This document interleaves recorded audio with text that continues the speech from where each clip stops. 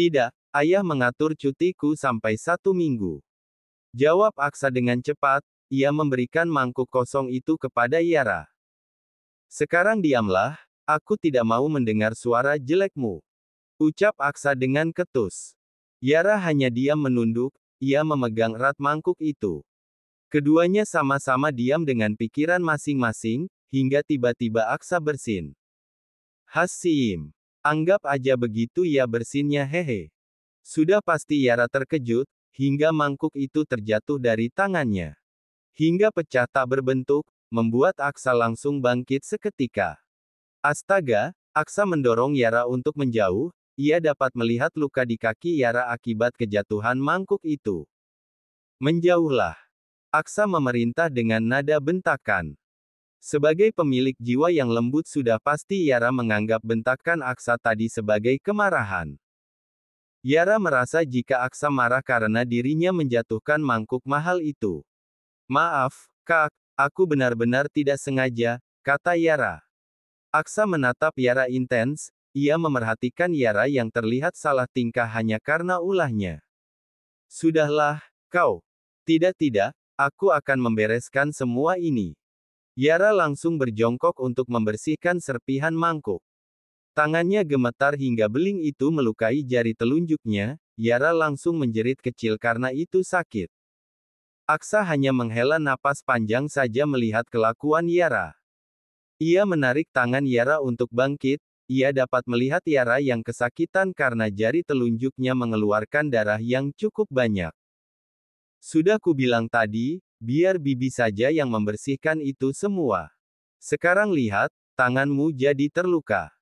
Aksa mengomel kepada Yara yang hanya diam.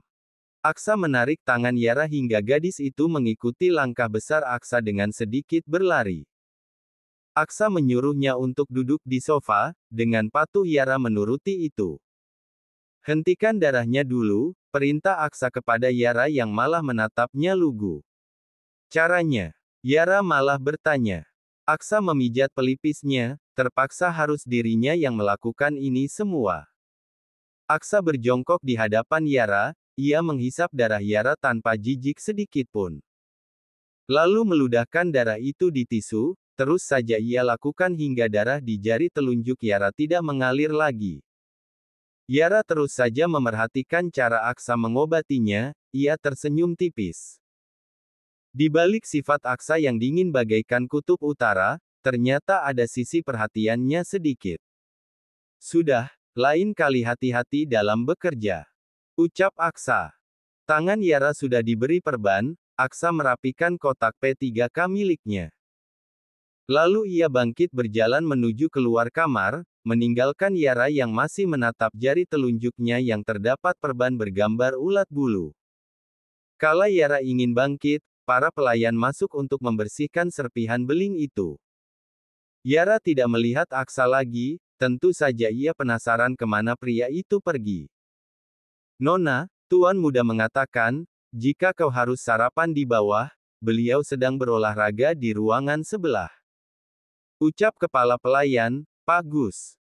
Yara mengangguk saja, ia langsung pergi menuju lantai bawah. Menuruni tangga yang cukup panjang, Yara memerhatikan seluruh ruangan rumah yang tertata dengan rapi. Ada juga foto pernikahan mereka yang terpajang besar-besar di ruang tamu. Yara heran sejak kapan ada foto pernikahan mereka di sana. Semua pekerja di rumah mewah ini memang sangat cepat bekerja, Yara kagum dengan itu. Yara merasa lelah jika terus naik turun tangga, lebih baik rasanya rumah sederhana saja daripada seperti ini. Kala Yara melewati ruang tengah, ia melihat televisi besar. Yara ingat ada acara favoritnya yang tayang di pagi begini. Tanpa banyak berpikir lagi, Yara langsung duduk di sofa. Menyalakan televisi dengan remote sembari memegang bantal sofa di tangannya. Dan benar saja, acara yang dimaksud Yara sudah tayang. Yara menonton dengan sangat serius, terkadang tertawa kala adegan lucu. Kehidupan seperti ini sangat nyaman untuknya, kalau di rumah Reynald sudah pasti Yara tidak bisa melakukan aktivitas bersantai. Hahaha lucu sekali, dia bodoh banget, Yara tertawa kencang karena adegan yang lucu, terus saja seperti itu hingga melupakan jadwal sarapan pagi. Kok malah nonton? Sudah makan belum? Tanya Aksa yang tiba-tiba saja merebut remote TV di tangan Yara. Dan bahkan langsung mematikan acara itu begitu saja, ia menatap Yara tajam. Kak, kok malah dimatiin? Tadi acaranya seru loh, lucu banget. Yara protes, padahal setelah acara itu ia ingin menonton kartun. Sudah makan belum? Tanya Aksa lagi, ia melempar remote itu asal.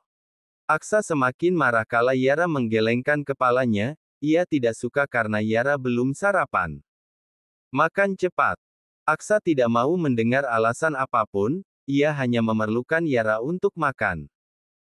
Tangan Aksa menunjuk kepada arah dapur, sudah pasti Yara langsung bangkit untuk menuju meja makan. Selama kepergiannya Aksa terus menatap Yara, ia tidak mengerti kenapa bisa menikah dengan bocah tidak tahu apa-apa seperti Yara itu. Sangat berbeda dengan Hera, lebih tahu apa-apa dibandingkan dengan Yara yang harus dijelaskan lebih dahulu. Kata Aksa, ia menggelengkan kepala saja kala ingat dengan semua kelakuan absurd Yara.